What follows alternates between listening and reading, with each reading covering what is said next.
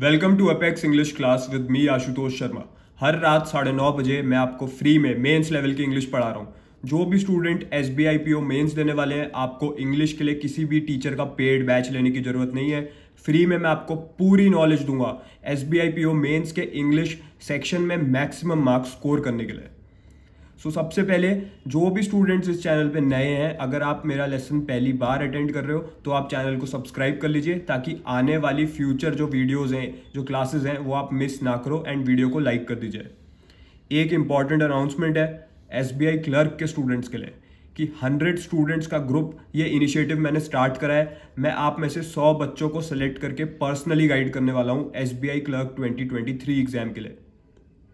जो भी स्टूडेंट मुझसे फ्री में पर्सनल गाइडेंस लेना चाहता है, वो मुझे इंस्टाग्राम या फिर टेलीग्राम, दोनों में से किसी भी जगह क्लर्क 100 वर्ड को टाइप करके भेज सकता है। वहां पे मैं आपको एक स्टडी प्लान दूंगा जो आपको आज से लेके 3 दिन तक डेली फॉलो करना है। ठीक है, डेली आपके जो भी आंसर्स आएंगे उसकी फोटोग्राफ आप क्लिक करोगे एंड उसकी पिक क्लिक करके आप मुझे सेंड करोगे। डेली मैं आपके आंसर्स को चेक करूंगा इन 3 दिन तक। अब मैं देखूंगा कि वो कौन से बच्चे हैं जो हार्डवर्क करते हुए चल रहे हैं। अगर आप मुझे हार्डवर्किंग लगे, अगर मुझे लगा कि हाँ आप कंसिस्टेंटली अपनी प्रिपरेशन कर रहे हो, स्टडी प्लान जो मैंने दिया है उसके अकॉर्डिंग, तो मैं आपको सेलेक्ट करके इस ग्रुप में ऐड कर दूंगा एंड देन आपको मैं पर्सनली गाइड करना स्टार्ट कर दूंगा प्रीलिम्स के लिए और मेंस के लिए, ताकि आप इसी साल SBI क्लर्क एग्जाम हर हाल में क्लियर कर जाओ।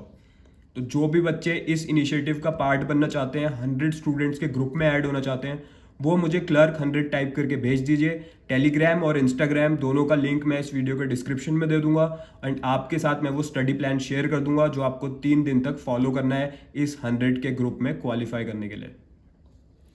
तो ये था वो अनाउंसमेंट एंड अभी तक हमारा लेसन 1 और लेसन 2 कंप्लीट हो चुका है अपेक्स इंग्लिश क्लास का, जिसमें हमने RC की अप्रोच सीखी थी कि मेंस की RC को कैसे अप्रोच करना है।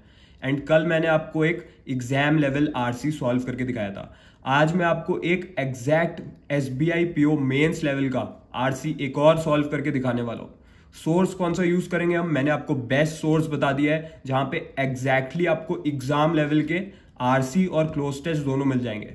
ठीक है, जो कि है एक e book RC and cloze test for bank exams. मैंने भी इसी से अपनी प्रिपरेशन करी थी, तो इसमें से हम एक और RC का सेट आज सॉल्व करने वाले हैं। बहुत सारे स्टूडेंट्स ये भी कह रहे थे मुझसे कि सर ये बुक थोड़ी सी दिखा दीजिए, अंदर से हम लोग को कंफ्यूजन है कि अंदर से कैसी है। तो ये आपको इसके थ्रू आपको ये भी पता चल जाएगा कि बुक का कंटेंट कैसा है। तो ये हम लोगों ने एक और RC है, ये एग्जैक्टली मेंस लेवल का RC है। मेंस में इसी टाइप का RC आपसे पूछा जाएगा। तो आज हम इसको सॉल्व करेंगे एंड जो अप्रोच मैंने आपको लेसन 1 में सिखाई थी उसको हम आज फिर से अप्लाई करेंगे। थोड़ा सा मैं स्क्रीन को जूम कर दे रहा हूँ ताकि आपको क्लियरली दिखाई दे। ओके, सो यहाँ से स्टार्ट है। सबसे पहले हम क्या करेंगे, जल्दी से एक बार देखेंगे कितने पैराग्राफ्स हैं इसमें। तो 1 2 3 4 5 पैराग्राफ हैं। उसके बाद क्वेश्चन स्टार्ट है। कैसे करना है अप्रोच एक बार फिर से बता देता हूँ। अगर आप नए हो, RC को सिर्फ एक बार पढ़ना है, सिर्फ ओनली 1 टाइम। ठीक है, कुछ स्टूडेंट ये गलती करते हैं कि बार बार RC को पढ़ते हैं, चीज़ों को रटते हैं कि क्या क्या वर्ड दे रखे हैं, कोई डेटा दे रखा है तो उसको रटते हैं कि कहीं ये पूछ ना ले आगे वाले क्वेश्चंस में।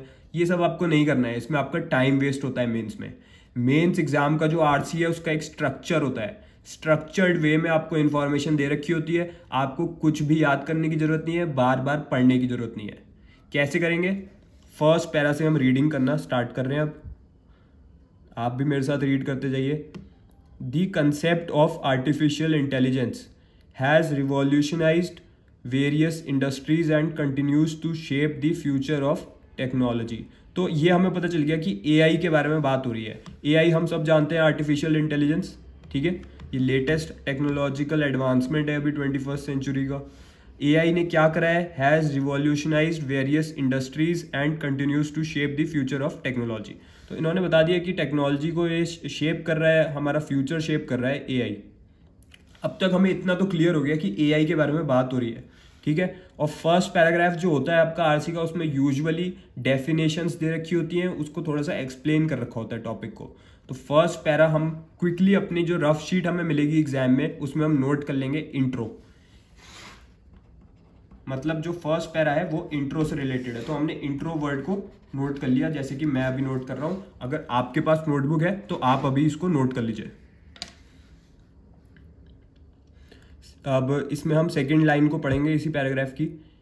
AI रिफर्स, देखिए ये डेफिनेशन बता रहा है, AI refers to the development of computer systems that perform task that typically require human intelligence. यानी कि AI का मतलब है कंप्यूटर सिस्टम्स को डेवलप करना जो ऐसे टास्क को परफॉर्म करें, टास्क को करें जिनकी ज़रूरत होती है ह्यूमंस की, जो टास्क करने के लिए ह्यूमंस के इंटेलिजेंस की ज़रूरत होती है उसको कंप्यूटर करे, ऐसा सिस्टम डेवलप करना उसको AI कहते हैं। जैसे कि स्पीच रिकॉग्निशन, स्पीच को रिकॉग्नाइज करना, कोई कुछ बोल रहा है उसको रिकॉग्नाइज करना। डिसीजन मेकिंग, डिसीजंस लेना, जैसे कि जो सेल्फ ड्राइविंग कार्स हैं वो अपने आप डिसीजंस लेती हैं रोड पे टर्न्स लेने का, ब्रेक्स लगाने का। एंड प्रॉब्लम सॉल्विंग, और प्रॉब्लम्स को सॉल्व जैसे ह्यूमंस कर देते हैं वैसे ही कंप्यूटर सिस्टम्स प्रॉब्लम को सॉल्व करें। ये सब हमें फीचर्स बताए हुए हैं AI के। जल्दी से हमें रीडिंग करनी है, कुछ भी याद नहीं करना हमें। While AI offers immense potential, it also raises ethical and social concerns that need to be addressed। तो इन्होंने ये बता दिया कि AI के बेनिफिट भी हैं, लेकिन AI की एथिकल कंसर्न है और सोशल कंसर्न है। दो नेगेटिव पॉइंट इन्होंने बताए हमें, एथिकल और सोसाइटल। मतलब सोसाइटी से रिलेटेड कंसर्न है और एथिक्स से रिलेटेड कंसर्न है। फर्स्ट पैरा का वर्ड हमने नोट कर लिया है, इंट्रो वर्ड हमने अपनी रफ शीट में नोट कर लिया है। सेकेंड पैरा पे हम जा रहे हैं। One area where AI has made a significant advancement is in the field of health care. एक मैं आपको बहुत इंपॉर्टेंट बात बता रहा हूँ, जब आप RC अटेम्प्ट करोगे, अगर आपने पैराग्राफ की फर्स्ट लाइन को ध्यान से पढ़ा तो आपको पता चल जाएगा कि ये पैराग्राफ किस टॉपिक पे बेस्ड है। अब हमने जब इस वाली लाइन को हम पढ़ रहे हैं सेकंड वाले पैराग्राफ की, तो one area where AI has made significant advancement is in the field of health care. मतलब ये हेल्थ केयर से रिलेटेड बात हो रही है। अब AI को हेल्थ केयर से जोड़ रहे हैं। अब अगर हम आगे की लाइंस को जल्दी से पढ़ेंगे तो हमें पता चल जाएगा कि ये तो हेल्थ केयर की बात कर रहा है। देखिए, AI algorithms can analyse vast amounts of medical data and assist in diagnosing diseases, health care, hospitals. अब ये प्रेडिक्टिंग पेशेंट आउटकम्स, पेशेंट्स के बारे में बात करें। मतलब अब ये पूरा का पूरा जो आपका पैरा है ये मेडिसिन से रिलेटेड है, मेडिकल से रिलेटेड है, हेल्थ केयर से रिलेटेड है। आप कोई भी वर्ड अपनी शीट पे नोट कर सकते हो, हेल्थ केयर, हेल्थ, मेडिसिन, ताकि आपको याद रहे कि यहाँ पे इसके बारे में बात हो रही है। बाकी पूरा पैरा हमें पढ़ने की जरूरत नहीं है, हमने क्विकली नेक्स्ट पैरा पे जाएंगे हम। देखिए, ये स्ट्रैटेजी आपको अपनानी है, ना कि आप पैराग्राफ्स को पूरा ध्यान से एक एक सेंटेंस पढ़ रहे हो और अपना जो प्रीशियस टाइम है उसको आप वेस्ट कर रहे हो एग्जाम में। अब हम क्विकली थर्ड पैरा पे गए। AI has also transformed the business landscape. अब इतना पढ़ते ही हमें पता चल जाना चाहिए कि अभी तक हम हेल्थ की बात कर रहे थे, अब इसने बात करनी हमें शुरू कर दी है बिजनेस के बारे में, कि बिजनेस में कैसे ट्रांसफॉर्म करा है AI ने। पहले तो बताया कि बेनिफिट क्या था हेल्थ केयर में, अब बात कर रहे हैं हम बिजनेस की। तो जल्दी से हम वर्ड नोट कर सकते हैं बिजनेस। पहले थोड़ा सा रुकेंगे, थोड़ा सा आगे भी पढ़ेंगे देखने के लिए कि और कुछ तो नहीं बता रखा। Enabling companies to automate processes, यानी कि कंपनीज को हेल्प मिल गई है कि अब वो जो भी प्रोसेस करते थे वो ऑटोमेशन पे बेस्ड हो गया है। ठीक है। इन्हेंस कस्टमर एक्सपीरियंसेस, कस्टमर्स के जो भी एक्सपीरियंस है उसको इन्हेंस कर दिया है कि जब AI है तो फिर 24/7 सपोर्ट मिलता है कस्टमर को, कोई भी प्रॉब्लम है वो चैट बॉट से पूछ सकता है।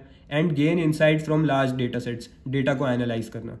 तो इसमें अगर आप देखोगे ध्यान से आगे के वर्ड्स को पढ़ोगे, की वर्ड्स जो भी आप आइडेंटिफाई करोगे, तो देखो सप्लाई चेन्स, ये भी बिजनेस से रिलेटेड है। ठीक है। एंड यहाँ पे अगर आप देखोगे इम्प्रूव्ड बिजनेस एफिशिएंसी, मतलब ये भी बिजनेस से, तो पूरा का पूरा बिजनेस पे बेस्ड है। थर्ड वाला जो पैरा है उसका हमने वर्ड नोट कर लिया बिजनेस। अभी तक हमारे पे 3 वर्ड्स नोट हो गए हैं।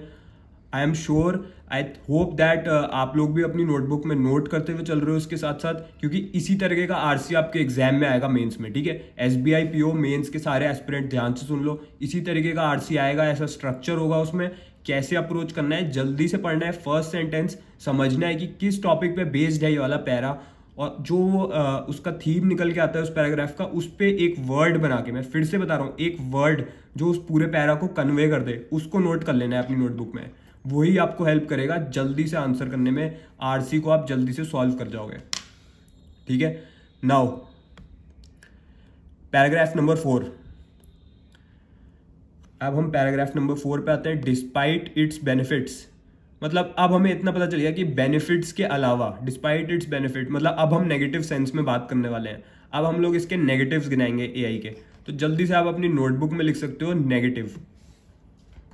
देखा कितना इजी है RC को अटेम्प्ट करना अगर आपको राइट अप्रोच पता हो। एंड ये आपको किसी भी पेड बैच में नहीं बताएंगे वो लोग, क्योंकि कंपनीज क्या चाहती हैं, वो चाहती हैं कि आपका जो पेड बैच है ना वो आप हर साल लो, बार बार लो। अगर वो आपको एक ही महीने में सब कुछ सिखा देंगे तो फिर उनका पेड बैच कैसे चलेगा। इसीलिए मैं ये फ्री क्लासेस लेके आया हूँ ताकि आपका मनी वेस्ट ना हो।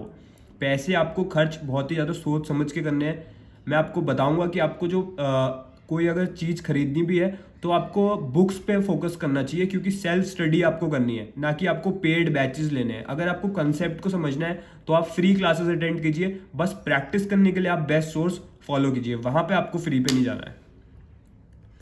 Despite it's benefits, AI presents challenges in terms of job displacement. तो जॉब डिस्प्लेसमेंट क्या हो गया कि जॉब्स को इफेक्ट कर दे रहा है यार, ये कि जो जॉब्स हैं वो कम हो जा रही हैं, जॉब्स को हटा दे रहा है। जैसे कि बहुत सारी कोडिंग की जो जॉब्स हैं उस पर बहुत बड़ा पोटेंशियल है, थ्रेट है एआई का, क्योंकि जो कोडिंग है वो एआई बेटर कर लेता है एंड बहुत ही ज़्यादा फास्टर कर लेता है। And the ethical implications of autonomous systems, मतलब एथिक्स कहाँ से लाओगे, क्योंकि वो ह्यूमन नहीं है, ठीक है, वो एल्गोरिदम्स पे बेस्ड है। तो ये हमारे दो नेगेटिव निकल के आए, job displacement and ethical implication. मतलब अब नेगेटिव की बात हो रही है, हम चाहें तो इसको हम स्किप कर देंगे अब इस पैरा को, क्योंकि हमें पता चल गया है कि नेगेटिव्स की बात है। अब क्वेश्चन में कहीं भी नेगेटिव चीज पूछी होगी तो हम इस पैरा पे वापस आएंगे, पैरा नंबर 4 पे। अब हम आ गए हैं फाइनली पैरा नंबर 5 पे। इतनी जल्दी हम लोग पैरा 5 पे भी आ गए। इन कंक्लूजन दी एडवांसमेंट, अब कंक्लूजन के बारे में बात हो रही है, ठीक है। लास्ट पैराग्राफ यूजुअली कंक्लूजन पे ही बेस्ड होगा, बट आपको कोई भी प्री कंसीव नोशन लेके नहीं चलना है, आपको एग्जाम में ध्यान से उसको रीड करना है। The advancement in artificial intelligence offer immense potential in various sectors. तो इन्होंने बता दिया from healthcare to business, यानी कि सेकंड वाला पैरा और थर्ड वाला पैरा, कि हेल्थ केयर और बिजनेस दोनों कवर करता है आर्टिफिशियल इंटेलिजेंस। हाउएवर, अब हाउएवर का मतलब है कि आप कुछ नेगेटिव चीज बता रहे हैं। It is essential to address ethical, societal and privacy concern associated with AI. जब आप डिस्क्रिप्टिव में ऐसे भी लिखोगे ना, अगर आप कोई नेगेटिव पॉइंट डाल रहे हो तो वहां पे हाउएवर वर्ड डालना, ठीक है। हाउएवर का मतलब है कि अब आप कुछ उसके ऑपोजिट सेंस में बात कर रहे हो। अगर आपने पहले उसके बेनिफिट गिना दिए तो हाउएवर लिख के आप उसकी नेगेटिव्स बताओगे। Ethical, societal and privacy concerns. Striking a balance, मतलब हमें एक बैलेंस क्रिएट करना है। Striking a balance between harnessing the power of AI and ensuring responsible deployment is crucial for sustainable and beneficial future. यानी कि इसने बता दिया कि फ्यूचर आपको अगर बेटर करना है तो फिर आपको एक बैलेंस बना के चलना पड़ेगा कि एआई को बहुत ज़्यादा ओवर यूज भी नहीं करना है और उसको रिस्पॉन्सिबली यूज करना है। तो हमारे पास अब तक 5 वर्ड आ गए हैं। 5th पैराग्राफ का हमने वर्ड लिख लिया है कंक्लूजन, क्योंकि ऐसा कुछ इंपॉर्टेंट चीज़ इसमें कवर्ड नहीं है। दोनों चीज़ें इन्होंने बता दी, पॉजिटिव नेगेटिव फाइनल पैरा में, या फिर हम सॉल्यूशन भी लिख सकते थे। अब हम जल्दी से क्वेश्चन नंबर 1 पे आ रहे हैं।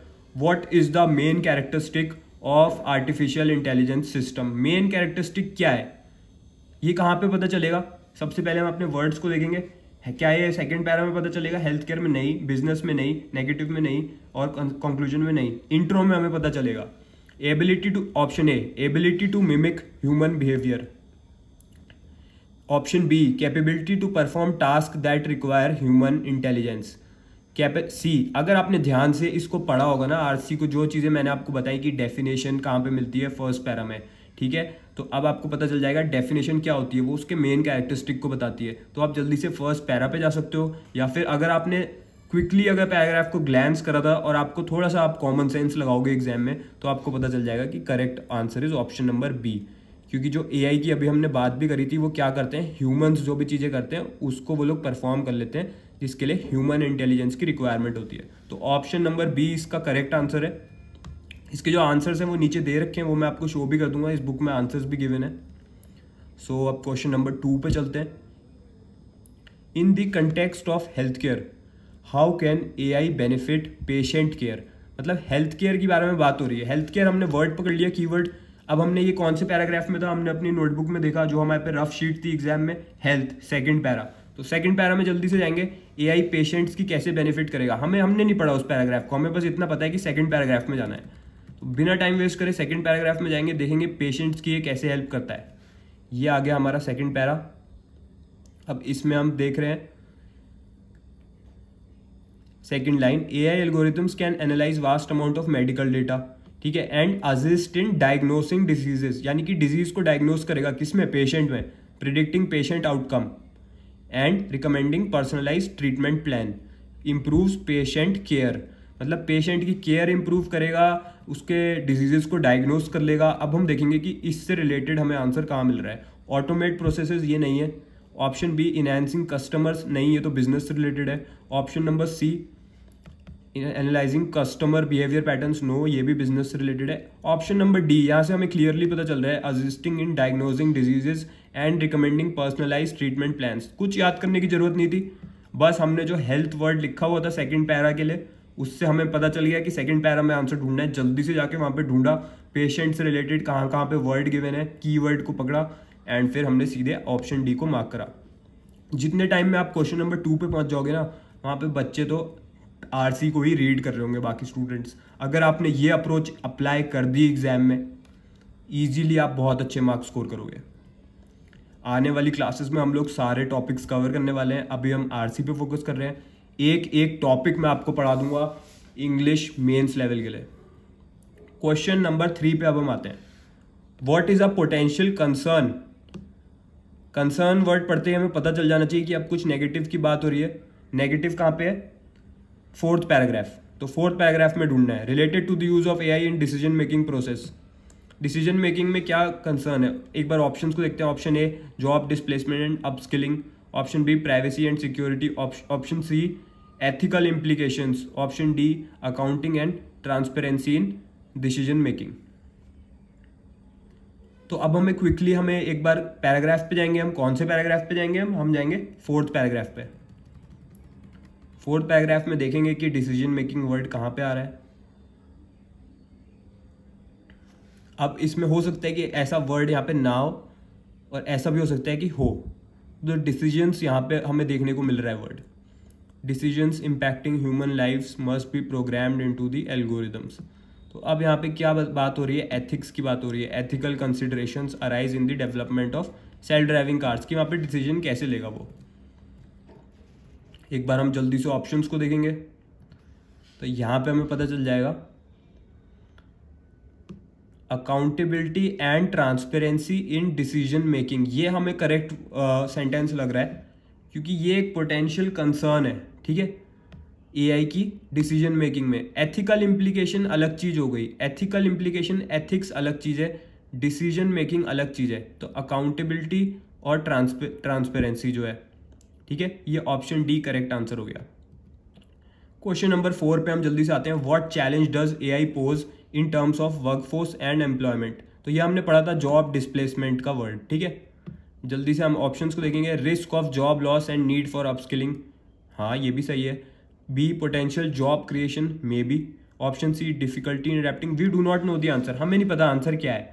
हमें बस इतना पता है कि ये जो क्वेश्चन है इसका जो आंसर है वो हमें कौन से पैराग्राफ में मिलेगा? 4th पैराग्राफ में, क्योंकि नेगेटिव चीज की बात हो रही है, चैलेंज की बात हो रही है। जल्दी से 4th पैराग्राफ में जाएंगे। कुछ भी याद हमें करने की जरूरत नहीं है, ठीक है। 4th पैराग्राफ को पकड़ा डिस्पाइट इट्स बेनिफिट्स वाले में, ठीक है। अब देख रहे हैं यहाँ पे जॉब से क्या रिलेशन है। रिस्क ऑफ जॉब लॉस, ये हमें देखने को मिल रहा है यहाँ पे। And need for upskilling, upskilling भी दे रखा है यहाँ पे। तो यही चैलेंज है, जॉब लॉस एंड अपस्किलिंग। तो जल्दी से गए ऑप्शन ए में, हमें सेम वर्ड्स मिल गए देखने को एंड हमने ऑप्शन ए को मार्क कर दिया। तो option A is the correct answer. Question number 5 पे हम जा रहे हैं। एग्जैक्ट मेंस लेवल की आरसी मैं आपको करा रहा हूँ, आरसी की ई बुक्स है। What is the overall message conveyed in the passage. अब मैसेज के बारे में बात करें, थीम तो एआई था, ठीक है। इसका मैसेज क्या है ओवरऑल, ये हमें कहाँ से पता चलेगा? ओवरऑल चीज जो हमेशा कंक्लूजन से पता चलती है, यानी कि 5th पैरा से। 5th पैरा में हमें बताया था कि बैलेंस बना के चलना है एआई में, ठीक है, एआई की टेक्नोलॉजी में। तो option A, AI technologies are advancing rapidly and will soon replace human intelligence. क्या ये ओवरऑल मैसेज है? नो। ऑप्शन बी पढ़िए आप। AI offers significant benefits but raises ethical and societal concerns. Yes, ये हो सकता है। Option C, AI is primarily focused on automating business. क्या ये प्राइमरली इस पे नहीं, हेल्थ केयर पे भी है। ऑप्शन डी, लिमिटेड एप्लीकेशंस, ऐसा कुछ नहीं है। तो अगर हमने इसको हम देखें, अगर हमें आंसर ढूंढना ही है तो हम लास्ट पैराग्राफ पे जाएंगे, क्योंकि हम कंक्लूजन की बात कर रहे हैं। क्योंकि क्वेश्चन में ही पूछा गया है ओवरऑल मैसेज। ओवरऑल मैसेज कहाँ पे मिलेगा आपको? ओवरऑल चीज जो आपको मिलती है, इमेज जो मिलती है, वो हमेशा कंक्लूजन में मिलती है। तो लास्ट पैराग्राफ में जाके हम देख लेंगे। इसका सही जो आंसर है वो है ऑप्शन नंबर बी, क्योंकि पूरे कि पूरे इसमें हम यही बात कर रहे थे कि बेनिफिट भी है और उसकी एथिकल एंड सोसाइटल कंसर्न भी है। तो ऑप्शन बी जो है वो करेक्ट आंसर हो जाएगा। 2 क्वेश्चन इसमें और दे रखे हैं और ऐसे ही क्वेश्चन आपके एग्जैक्ट मेंस में आने वाले हैं। क्या होगा वहां पे, 2 आपको वर्ड हाईलाइट कर देंगे पैसेज में से और पूछ लेंगे उसका ऑपोजिट वर्ड बता दो यानी कि सिनोनिम बता दो, करेक्ट उसका सिमिलर वर्ड बता दो, सिमिलर वर्ड बता दो यानी सिनोनिम बता दो, या फिर ऑपोजिट वर्ड बता दो यानी कि एंटोनिम बता दो। वोकैबुलरी आपकी स्ट्रांग होनी चाहिए। जो भी students toppers e book for English जो मैंने सजेस्ट करी थी उससे जिन भी बच्चों ने प्रिपरेशन करी उससे उन्होंने वोकैबुलरी पढ़ी, सिनोनिम, एंटोनिम, तो उन्होंने इस साल IBPS PO का प्री भी क्लियर करा है एंड इसके साथ RRB PO pre and mains भी वो लोग क्लियर कर चुके हैं। तो toppers e book for English मेरी तरफ से बेस्ट सोर्स मैं आपको सजेस्ट कर चुका हूं, जिससे मैंने भी अपनी वोकैबुलरी स्ट्रांग करी थी जब मैं तैयारी कर रहा था। अब इस क्वेश्चन को हम देखें, अगर क्वेश्चन नंबर 6 को, in the passage the word